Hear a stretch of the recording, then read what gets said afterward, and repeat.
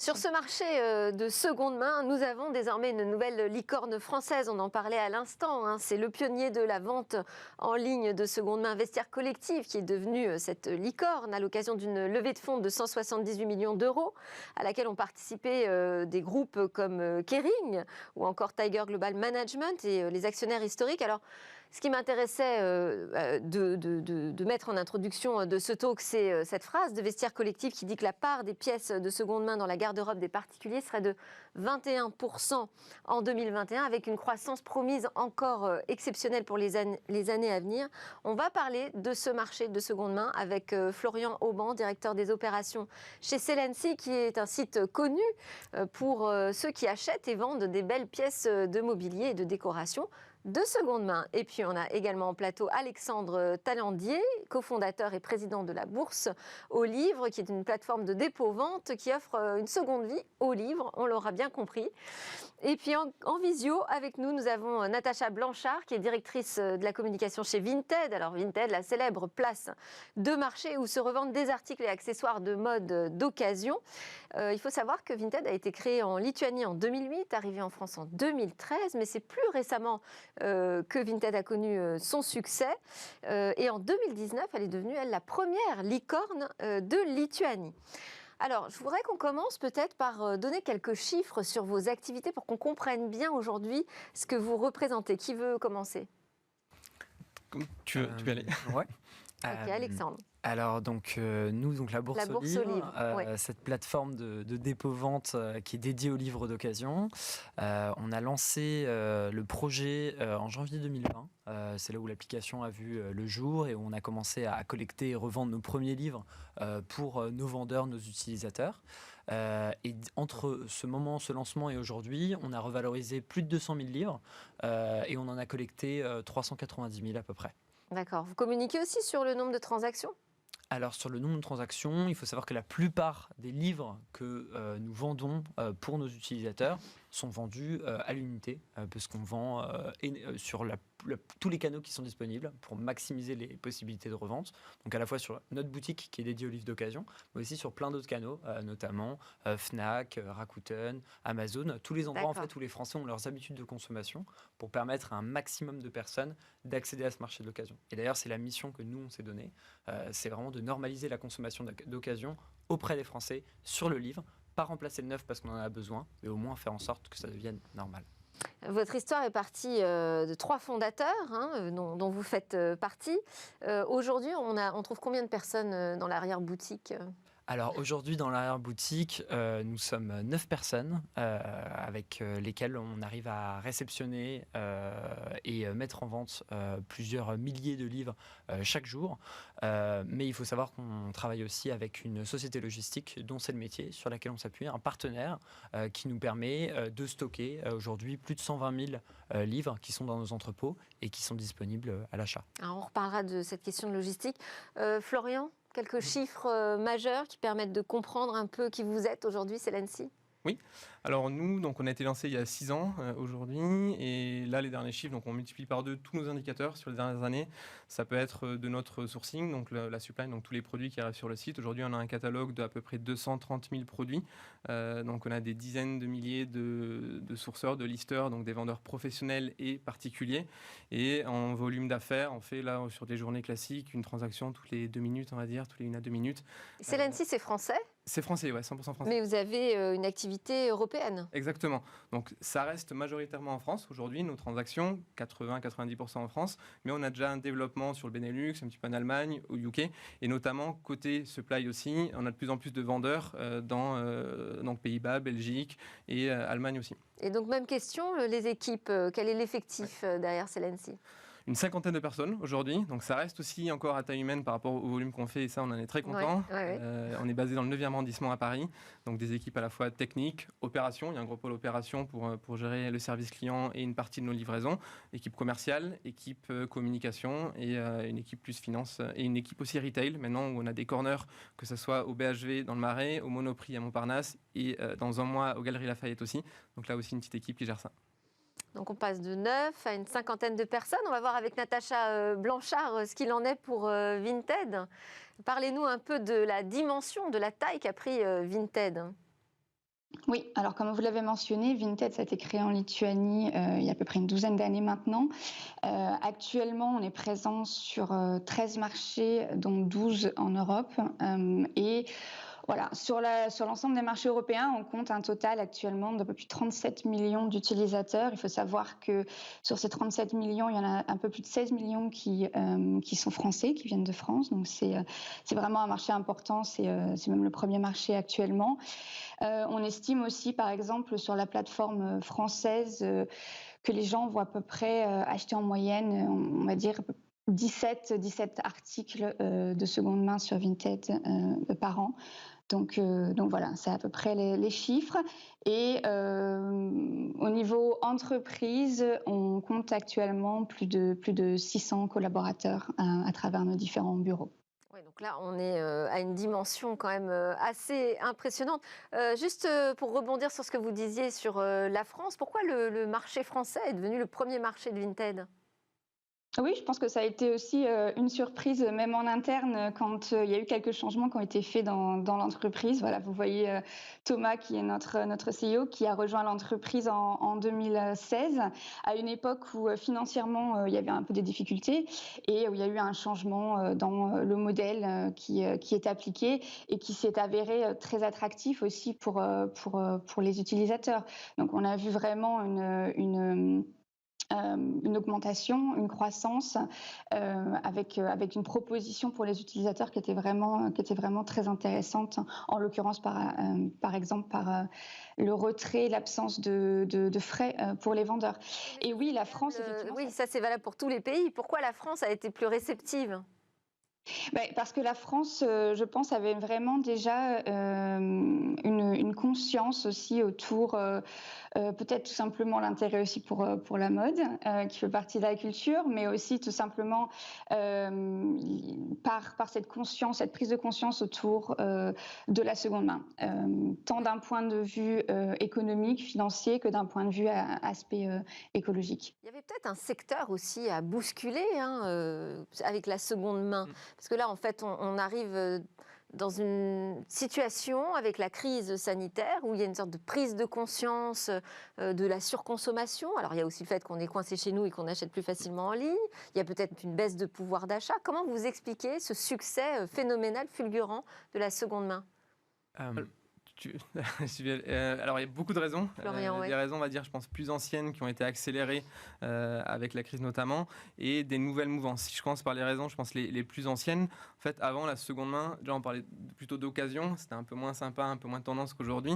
Et je pense que c'était très orienté sur le côté financier. On cherchait vraiment à faire la bonne affaire avec de l'occasion. On n'avait pas le budget forcément pour acheter des pièces neuves. Donc, on allait se tourner vers l'occasion pour l'achat. Parce que sur Celency, les prix ne sont pas forcément très bas, finalement. Alors il y a tout, la gamme ça va de 5 euros à 5 000 euros si vous voulez des pièces signées, mais il y en a une gamme totalement complète qui permet d'adresser tous les budgets.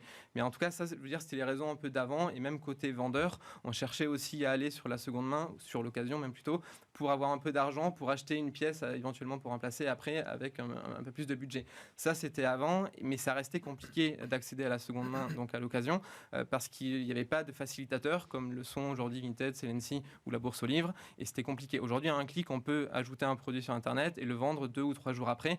Donc le digital et l'e-commerce, vous en parliez, a quand même vachement accéléré cette tendance de la seconde main aujourd'hui. Et après, les deux tendances de fond, vous parliez du côté écologique, je pense que c'est clé, et il y a une vraie prise de conscience depuis plusieurs années et encore plus en 2020. Les gens maintenant se tournent vers des pièces qui riment avec durabilité, responsabilité. Ils veulent des pièces qui ont du sens.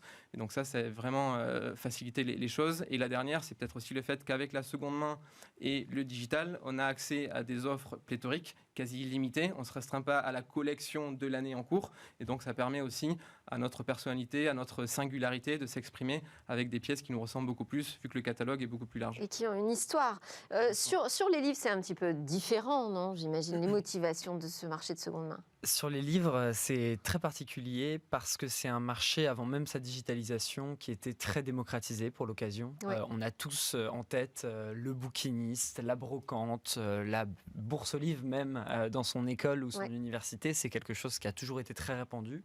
Le fait est qu'aujourd'hui, il y a des phénomènes effectivement de digitalisation de ces marchés-là, et particulièrement sur le livre, puisque c'est un marché qui était, à part quelques acteurs spécifiques, notamment Giberjeune, très fragmenté. Et donc ça fait que comme c'est un marché très fragmenté, la plupart des acteurs sont des acteurs individuels, particuliers, locaux. Et le fait qu'on ait aujourd'hui des acteurs digitaux, ça permet justement d'accéder à un catalogue qui va être très large. Ça vous a pas inquiété, vous, la fermeture de Giberjeune ? Je pense que c'est une question plutôt de modèle que de place dans l'écosystème, parce que le marché du livre d'occasion, les derniers chiffres qui sont tombés, ceux de Xerfi, sur 2020, il est estimé à 890 millions d'euros, donc 11% de croissance par rapport à l'année précédente. Donc c'est un marché qui est juste gigantesque et dans lequel le plus grand acteur français fait moins de 10 millions d'euros de chiffre d'affaires. Donc on est vraiment dans un marché qui est très très très profond, sur lequel il y a énormément de place et où là maintenant l'intérêt, c'est d'apporter des références, une structure pour permettre à tous les acteurs qui souhaitent y accéder de le faire, que ce soit des particuliers, mais même nous de notre côté on travaille de plus en plus avec des professionnels, que ce soit des associations, que ce soit des bibliothèques d'entreprise, que ce soit des collectivités, pour leur permettre justement d'avoir une gestion plus responsable de leur bibliothèque, de leurs livres, que ce soit à la vente ou même à l'achat. Les éditeurs aussi travaillent avec vous ? Alors, on ne travaille pas encore avec des éditeurs. Je pense qu'il y a vraiment une recherche de modèles sur ce qui est possible de faire avec des éditeurs. Parce que, évidemment, comme j'ai dit tout à l'heure, il y a besoin du neuf pour faire de l'occasion. Et ça, c'est dans toutes les verticales produits. Et c'est évident que sur le livre, les créateurs sont pour beaucoup des créateurs qui n'ont pas forcément beaucoup de moyens, qui ont parfois du mal à vivre de leur création. Et donc, de voir un marché de l'occasion florissant, et pour eux, c'est vrai ils passent à côté d'un petit peu de valeur. Mais c'est comme ça dans tous les marchés. Donc là, l'intérêt, c'est d'essayer de trouver un modèle. Ça, c'est important, oui. L'occasion ne se substitue pas au neuf. Hein. Natacha Blanchard, j'aimerais bien qu'on avance un petit peu plus dans les coulisses de Vinted, comprendre votre modèle économique. Oui, sans problème. Donc, comme je vous l'ai expliqué, on est une plateforme en fait de particulier à particulier. Donc, nous, on est vraiment là pour mettre en relation des gens, tout simplement, qui souvent sur la plateforme sont à la fois acheteurs et vendeurs. Donc, ils maintiennent vraiment la circularité aussi que l'on souhaite avoir au sein de la plateforme. On propose de toutefois des services vraiment supplémentaires pour faciliter ces échanges et faciliter ces transactions. Ce qui fait que sur la plateforme, par exemple, on a implémenté un système de paiement intégré et sécurisé qui fait vraiment en sorte qu'on n'ait pas à échanger des données personnelles entre utilisateurs. Il y a aussi un système de proposition d'envoi. On travaille avec plusieurs partenaires de transport pour pouvoir offrir différentes options. Et pour tous ces services, il y a du coup des frais qui sont appliqués à l'acheteur et pas au vendeur. Donc ça, c'est une partie aussi de notre modèle économique. À côté de ça, on a aussi des options qui sont payantes. Par exemple, si un utilisateur souhaite apporter plus de visibilité aussi à ses produits. Donc c'est aussi une partie du modèle économique. Et puis à côté de ça, on travaille aussi un peu avec des publicités qui sont intégrées sur l'application. Donc tout ça forme actuellement le modèle économique de Vinted, avec bien sûr des gros investisseurs derrière qui nous soutiennent, qui croient vraiment aussi au projet, à la mission que s'est donné Vinted de vraiment démocratiser cet accès à la seconde main, cet accès à l'économie circulaire dans le secteur de la mode. Pour l'instant, on n'a pas de GAFA, on n'a pas de géants qui viennent sur ce marché en France. Est-ce que vous êtes inquiet de l'intérêt que ça peut susciter chez Celency, par exemple ? Non, pas spécialement. C'est vraiment très local, il faut avoir une spécificité locale sur ces marchés ? Je pense que l'occasion... Sur le livre, on pense à Amazon tout de suite. Mais... Alors, sur tous les produits Amazon, mais je pense qu'il y a une spécificité dans l'occasion qui demande quand même une certaine expertise. Il y a un très très gros point aujourd'hui qui fait que l'occasion est aussi accessible, c'est qu'il y a des tiers de confiance qui sont capables, comme Celency le fait ou la Bourse aux Livres, d'expertiser justement le produit et de garantir à l'acheteur la qualité de ce qu'il va acheter. Et ça d'ailleurs, ça conforte le fait que les gens peuvent acheter en toute sérénité au jour de l'occasion parce qu'ils savent à quelle qualité s'attendre. Et Back Market fait la même chose, plein d'autres acteurs font la même chose. On peut vous trouver d'ailleurs sur Amazon? Bien sûr, nous Ouais. on est partout là où les gens veulent acheter de l'occasion. Et je pense que les acteurs traditionnels, les géants, si je puis dire, de l'Internet, quand on pense aux GAFA par exemple, ceux qui ont une capacité opérationnelle comme Amazon, l'occasion, ça demande beaucoup d'investissement face à ce qui leur rapporte de l'argent aujourd'hui, des activités comme du serveur ou des activités IT qui sont beaucoup plus rentables et qui demandent beaucoup moins d'investissement opérationnel. Une Je suis réaction? totalement d'accord sur Ouais. ça. Et le côté service, on en parlait juste avant avec Alexandre, il est clé. Et c'est pour ça qu'il faut être hyper proche avec des équipes humaines qui vont accompagner et rassurer les utilisateurs. C'est que comme ça qu'ils auront confiance en la seconde main sur Internet. Nous, le service, la livraison, c'est quand même assez cœur chez Celency. Quand on parle de gros mobilier, là, on a développé une expertise terrain depuis 6 ans en tissant un réseau de partenaires, donc vraiment très terrain, pour permettre de faire l'enlèvement de votre armoire au 7e étage d'un immeuble haussmannien pour la livrer quelques jours après dans votre chalet à Chamonix. Donc c'est des choses assez complexes et que les GAFA ne peuvent pas gérer de manière 100% automatisée. Donc la notion de service, elle est clé. Ils peuvent vous racheter peut-être, je ne sais pas. Natacha Blanchard, une réaction là-dessus sur une menace peut-être potentielle des GAFAM sur ce secteur? Non, je rejoins vraiment ce qui a été dit sur votre plateau. Je pense que la seconde main, l'économie circulaire, ça requiert vraiment une expertise aussi dédiée pour pouvoir vraiment la normaliser. Et actuellement, en plus, dans le secteur de la seconde main, on voit qu'il y a vraiment encore beaucoup d'espace pour tous les acteurs, pour tous les secteurs. Voilà, je pense que nous, actuellement, on voit que il y a des défis à relever aussi constamment sur la seconde main. C'est quelque chose qui est en train de prendre beaucoup d'ampleur, qui évolue aussi dans le comportement des gens, dans leurs attentes. Et ça, on est vraiment à l'écoute et on voit que ça requiert vraiment une expertise vraiment, vraiment dédiée sur laquelle toutes nos équipes, nous, sont très actives. Donc, pour l'instant, c'est vrai qu'il y a encore vraiment beaucoup de choses à faire et que la croissance de ce marché nécessite vraiment de s'y atteler. J'ai vu aussi que Celency était présent au BHV à Paris, au Monoprix aussi. Exactement. Quelle est l'idée là? C'est que vous avez besoin d'un showroom physique? Alors voilà, je pense que ça s'inscrit aussi dans cette réassurance dont on vient de parler. Ça permet de crédibiliser la marque, de donner aussi de faire une rencontre entre nos clients, notre équipe, vu que c'est aussi notre équipe à l'interne qui est sur ces espaces-là, et de permettre aux gens de toucher les produits, de gagner confiance, de voir que derrière ce site, il y a des gens qui travaillent. Et donc c'est plutôt de la communication qu'un vecteur de croissance aujourd'hui, mais qui est hyper important pour asseoir la marque dans le réel et non pas uniquement dans le digital. On a besoin de quel type d'expertise quand on se lance comme ça dans cette ambition de simplifier l'accès au marché de l'occasion? Il ne faut pas être forcément un amoureux des livres, c'est plutôt un bon connaisseur en quoi? En marketing, en logistique? Alors, je pense que non, je pense que tout commence avec le livre. Nous, on a commencé, en l'occurrence pour la Bourse aux livres, où on aidait nos camarades de classe à revaloriser leurs livres à l'université. Et de fil en aiguille, en fait, on s'est rendu compte que la valeur qu'on apportait à des étudiants pouvait être apportée à la plupart des Français qui essayaient d'accéder à ce marché du livre d'occasion. Et c'est justement en passant du temps sur le livre, en étant capable de développer une expertise sur la qualité, parce que des livres, on en a traité des milliers, des dizaines de milliers avant d'être capable de vraiment poser cette expertise et de la partager avec nos partenaires. Et bien ça fait que on a pu vraiment développer cette minutie, cette précision qui fait qu'aujourd'hui, les acheteurs des livres qui sont vendus par la Bourse aux livres sont très satisfaits de la qualité. Mais votre expertise, elle est dans quel domaine? Les 9 personnes typiquement qui travaillent à la Bourse aux livres, qu'est-ce qu'ils font au quotidien? Alors, ils font souvent de l'informatique. On a beaucoup de développeurs, d'ingénieurs qui nous permettent de développer l'infrastructure avec laquelle on reçoit et on expédie des milliers de livres chaque jour. Tous ces livres-là, les 120 000 livres qu'on a actuellement dans nos entrepôts, tous les jours, on va en recevoir plusieurs milliers et tous les jours, on va en expédier plusieurs milliers et ils doivent être en temps réel vendus sur l'ensemble de nos canaux de distribution. Donc, ça fait une infrastructure technique qui est assez complexe, assez lourde. Et donc pour ça, on a besoin de développeurs, de gens qui vont permettre de développer aussi l'application qui permet vraiment de simplifier l'accès au marché de l'occasion.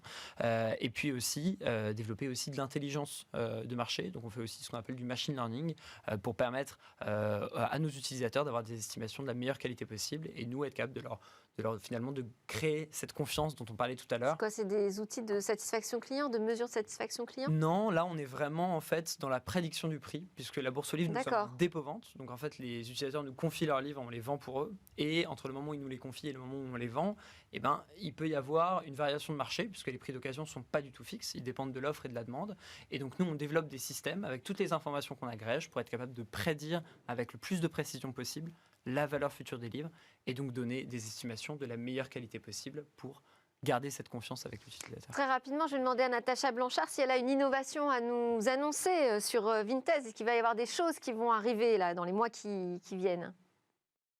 Alors, je rejoins aussi beaucoup Alexandre, parce que l'innovation, pour nous, c'est vraiment un projet continu, hein, parce qu'il faut jamais cesser de chercher à s'améliorer. Nous aussi, les équipes, il y a une grosse partie qui sont des développeurs, produits, des ingénieurs, des analystes aussi. On est une plateforme en ligne, donc ça vient avec toute la sécurité qu'il faut apporter derrière aussi pour rassurer les utilisateurs. Donc, l'innovation en elle-même, la nouvelle technologie en elle-même, c'est quelque chose qui est continu. Après, je pense que si on revient vraiment à la mission de Vinted, qui est de faire de cette seconde main dans le secteur de la mode un réflexe, et aussi quelque chose qui est accessible partout, par tout le monde, il y a une volonté, une ambition aussi de continuer à s'étendre sur de nouveaux marchés. Donc, je pense que ça, c'est quelque chose qui devra arriver cette année. Pour l'instant, le focus est vraiment en Europe. On est présent sur 12 marchés. Je pense qu'il y a encore beaucoup de choses à faire. Et bien sûr, ça vient avec beaucoup de recrutement sur tous ces métiers qu'on a évoqués à l'instant. Chez Celency Innovation, je sais qu'il y a un podcast qui est lancé. Un podcast qui vient de sortir là, en début d'année. Donc vous travaillez sur les contenus là? Et totalement. De toute façon, depuis le début, nous, l'idée, ça a été vraiment de valoriser cette seconde main avec un édito un peu frais, un peu décomplexé, avec énormément d'inspiration. Quand vous voyez votre table de ferme sur une brocante, peut-être elle ne vous inspirera pas tant que ça. Si nous, on vous la met dans un univers qui représente un petit peu votre intérieur, plus moderne et qui vous ressemble, alors là, vous allez passer à l'achat. Donc nous, le côté inspiration, mise en valeur est hyper important. Et du coup, le podcast, ça permet aussi de tester un nouveau vecteur qui est totalement aussi dans l'air du temps. Donc là, l'idée, c'est Charlotte qui, sur des créneaux de 45 minutes, 1 heure, va discuter au sujet du beau et de l'éthique, donc l'éthique et l'esthétique, comme on le dit chez Celency, donc vraiment le beau et le durable. Et l'idée, c'est de faire intervenir des acteurs, des philosophes, des entrepreneurs qui arrivent à concilier ces deux valeurs dans leur parcours professionnel ou personnel. Merci beaucoup. Merci à Natacha Blanchard, directrice communication chez Vinted, merci. À Florian Auban, directeur des opérations chez Celency, et Alexandre Taillandier, cofondateur et président de la Bourse aux livres, pour vos témoignages. Vous êtes peut-être les futurs grands champions européens. Juste après, on retrouve notre rendez-vous du mercredi, c'est le rendez-vous Game Business.